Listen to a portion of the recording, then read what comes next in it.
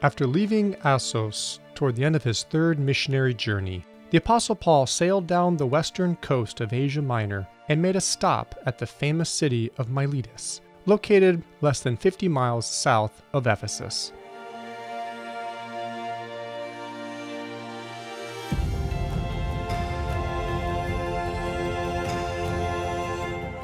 And when he met us at Assos, we took him on board and came to Mytilene, and sailing from there, the following day we arrived near the shore of Chios, and the next day we crossed over to Samos, and the day after we came to Miletus.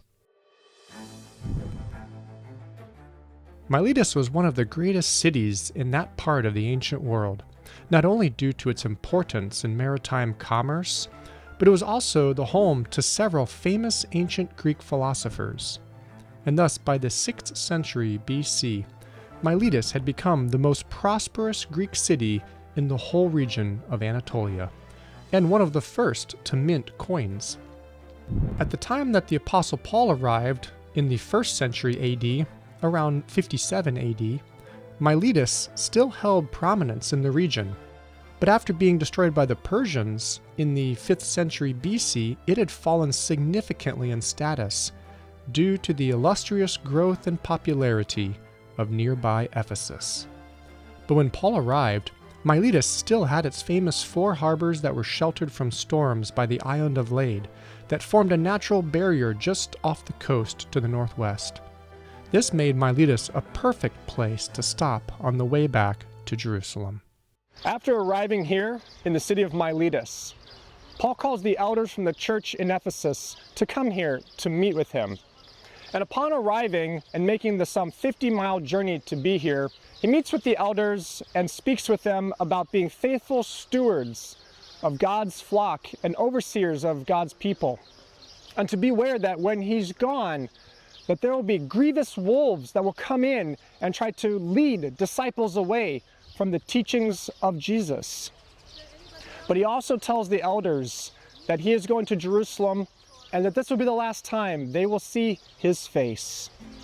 And so, filled with sorrow, the elders from the church in Ephesus, they fell on his neck, hugging him and kissing him, because this would be a final farewell goodbye to their beloved friend and apostle Paul. From here, after Miletus, he journeys on toward Jerusalem to complete his 3rd missionary journey. Visiting Miletus today, one might be hard-pressed to imagine that the city was once a thriving port city with 4 harbors.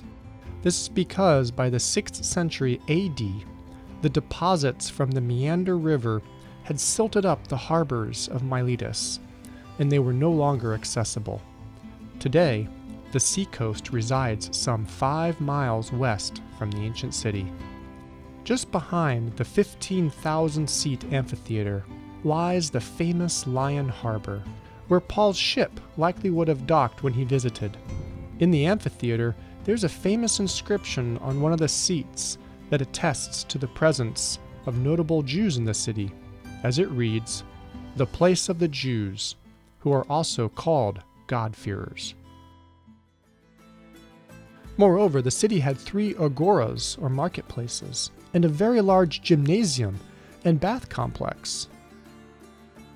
The city meeting hall, called a bouleuterion, dates from the 2nd century BC. And also, there are several columns that remain from a 35-column line that lined the path from the Temple of Apollo to the steps of the Sacred Way. The Sacred Way was a path built in the 8th century BC that ran 10 miles south to connect the Temple of Apollo Delphino in Miletus with the famous Temple of Apollo in Didyma. Each year, a large procession of pilgrims would travel the path from Miletus to Didyma, stopping at certain intervals to perform rituals or sing songs of worship in preparation to celebrate the new year. While only 10 miles long, the journey on the Sacred Way lasted 4 days. The Temple of Apollo in Didyma was one of the largest temples in the ancient world, the 4th largest Greek temple, and it was built in the 6th century BC by the same architect who built the famous Temple of Artemis in Ephesus. The temple of Apollo in Didyma was also famous in the ancient world for its oracle, who would give prophecies and tell fortunes. People would travel from far and wide, and this brought much economic wealth to the city. Toward the end of his life, Paul did make at least one more stop to the city of Miletus, which he mentions in his second letter to Timothy, how he left Trophimus sick in Miletus, chapter 4, verse 20. But on the first visit during his third missionary journey, Paul didn't stay long in Miletus, as he was intending to be in Jerusalem before the festival of Pentecost. So he departs Miletus and continues his journey, stopping first at Kos, then Rhodes, and then Patara, before sailing past the island of Cyprus to finally arrive at the city of Tyre in Phoenicia.